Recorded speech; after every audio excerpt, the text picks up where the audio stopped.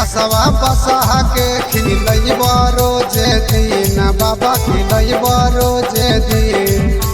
गढ़ी के घसवा बसा के खिलैब रोजे दिन बाबा खिलैब रोजे दिन लेके कंवरिया देव घर नगरिया सब दिन भोला जी हो जाइए पसीन रतिया कटो है गिन भोला जी हो जाइए पसीन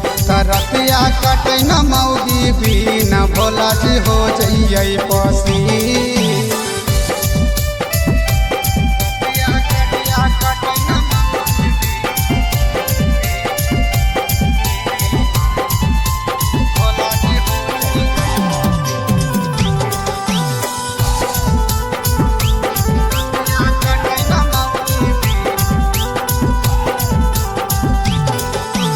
हमरे ऊपर घरवा में आइल है महिमान हो गंजवा के मोटरिया बाबा करब तोहरा दान हो ए बाबा हमरे ऊपर घरवा में आइल है महिमान हो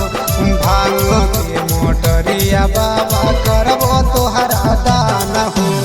घड़ी के घसवा बसा के खिलैब रोजे दिन बाबा खिलैब रोजे दिन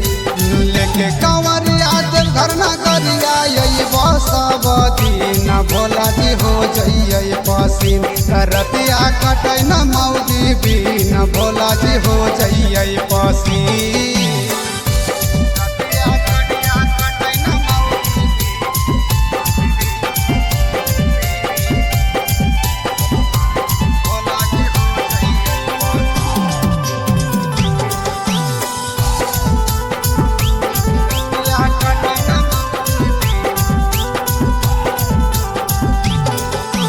जैसे रहो बाबा तू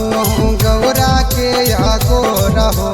पवन छौड़ी से बाबा चले द चकर मोरहो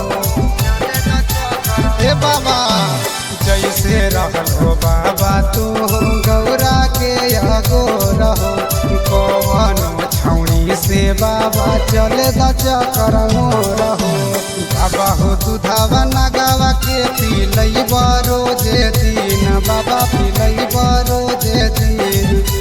जइब जमुई बजरिया बाबा देव चिलमकीन भोला जी हो जाइए पसीन रतिया कटे न मौगी बीन भोला जी हो जाइए पसीन Presented by